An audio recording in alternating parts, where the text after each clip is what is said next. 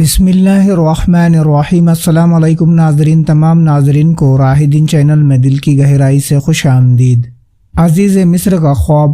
حضرت یوسف علیہ السلام ابھی جیل ہی میں تھے کہ وقت کے عزیز مصر نے ایک خواب دیکھا کہ 7 موٹی گائے اور 7 دبلی گائے موٹی گائے کو نگل گئی، اور 7 سرسبز و شاداب بالیاں ہے، اور 7 سوکھی بالیاں، اور 7 سوکھی بالیوں نے ہری بالیوں کو کھا لیا۔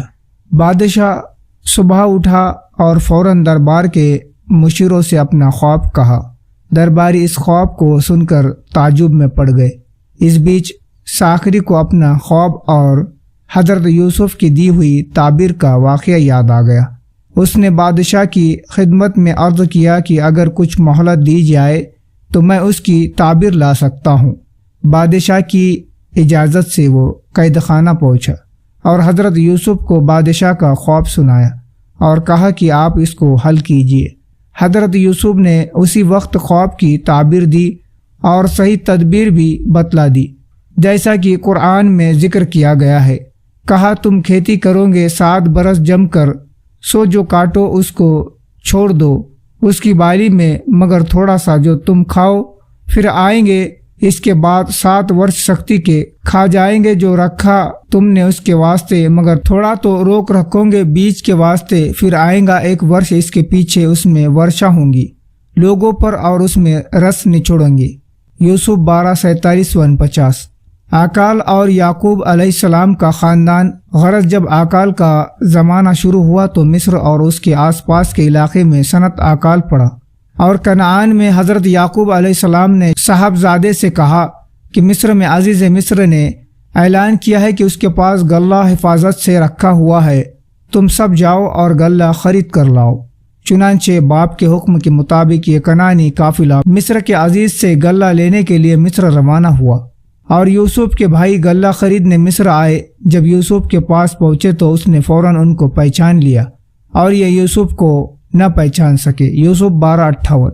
تورات کا بیان ہے کہ یوسف علیہ السلام کے بھائیوں پر جاسوسی کا الزام لگایا گیا، اور اس طرح ان کو یوسف علیہ السلام کے سامنے حاضر ہو کر آمنے سامنے بات کرنے کا موقع ملا، اور انہوں نے اپنے باپ حضرت یعقوب علیہ السلام، سگے بھائی بنیامین اور گھر کے حالات کو خوب کریت کر پوچھا، اور جب یوسف نے ان کا سامان مہیا کرا دیا تو کہا اب آنا تو اپنے سوتیلے بھائی بنیامین کو بھی ساتھ لانا۔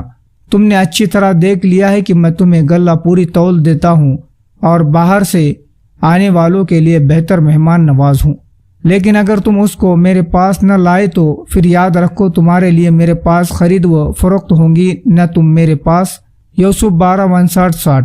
پھر یوسف علیہ السلام کے بھائی جب حضرت یوسف سے رخصت ہونے آئے تو انہوں نے اپنے نوکروں کو حکم دیا کہ خاموشی کے ساتھ ان کے قضاؤں میں ان کی وہ پونجی بھی رکھ دو جو انہوں نے غلے کی قیمت کے نام سے دی تھی، تاکہ جب گھر جا کر اس کو دیکھے تو عجب نہیں کہ پھر دوبارہ آئے۔ جب یہ قافلہ کنعان واپس پہنچا تو انہوں نے اپنے تمام حالات اپنے باپ یعقوب علیہ السلام کو سنائے، اور ان سے کہا کہ مصر کے ولی ذمہ دار مالک نے صاف ہم سے کہہ دیا ہے کہ اس وقت تک یہاں نہ آنا اور نہ غلے کی خرید کا دھیان کرنا جب تک کہ اپنے سوتیلے بھائی بنیامین کو ساتھ نہ لاؤ۔ اس لیے اب آپ کو چاہیے کہ ان کو ہمارے ساتھ کر دے، ہم اس کے ہر طرح سے نگہبان اور حفاظت کرنے والے ہیں۔ اس موقع پر حضرت یعقوب علیہ السلام نے کہا کیا میں تم پر بنیامین کے بارے میں ایسا ہی اعتماد کروں جیسا کہ اس سے پہلے اس کے بھائی یوسف کے بارے میں کر چکا ہوں؟ سو اللہ ہی بہترین حفاظت کرنے والا ہے اور وہی سب سے بڑھ کر رحم کرنے والا ہے۔ یوسف 12:64۔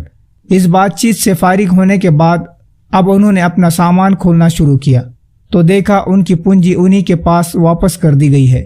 یہ وہ کہنے لگے اے باپ، اس سے زیادہ اور کیا ہم کو چاہیے، اجازت دے کہ ہم دوبارہ اس کے پاس جائیں اور گھر والوں کے لیے رسد اور بنیامین کو بھی ہمارے ساتھ بھیج دے، ہم اس کی پوری حفاظت کریں گے۔ حضرت یعقوب نے فرمایا کہ میں بنیامین کو ہرگز تمہارے ساتھ نہ بھیجوں گا جب تک تم اللہ کے نام پر مجھ سے عہد نہ کرو۔ عہد و پیمانہ کے بعد یوسف علیہ السلام کے بھائیوں کا قافلہ دوبارہ مصر کو روانہ ہوا، اور اس بار بنیامین بھی ساتھ تھا۔ حضرت یعقوب علیہ السلام نے ان کو رخصت کرتے وقت نصیحت فرمائی۔ پھر جب یہ مصر میں اسی طرح داخل ہوئے جس طرح ان کے باپ نے ان کو حکم دیا تو یہ احتیاط ان کو اللہ کی مشیت کے مقابلے میں کچھ تو کم نہ آئی، مگر یہ ایک خیال تھا یعقوب کی جی موجو اس نے پورا کر لیا، اور بے شک وہ علم والا تھا اور ہم نے ہی اس کو یہ علم سکھایا تھا۔ لیکن اکثر لوگ نہیں سمجھتے۔ یوسف 12:68۔ اس بیچ یہ صورت پیش آئی کہ جب یوسف علیہ السلام کے بھائی کنعان سے روانہ ہوئے تو راستے میں بنیامین کو تنگ کرنا شروع کر دیا۔ کبھی اس کو باپ کی محبت کا طعنہ دیتے اور کبھی اس بات پر حسد کرتے کہ عزیز مصر نے خاص طور پر اس کو کیوں بلایا ہے۔ اور جب یہ لوگ منزل مقصود پر پہنچے تو اور جب یہ سب یوسف کے پاس پہنچے تو اس نے اپنے بھائی بنیامین کو اپنے پاس بٹھا لیا اور اس سے دھیرے سے کہا، میں تیرا بھائی یوسف ہوں، پس جو بدسلوکی یہ تیرے ساتھ کرتے آئے ہے تو اس پر غمگین نہ ہو۔ یوسف 12:69۔ تو ناظرین، ملتے ایک دوسرے ویڈیو میں، مجھے دیجیے اجازت۔ السلام علیکم، اللہ حافظ۔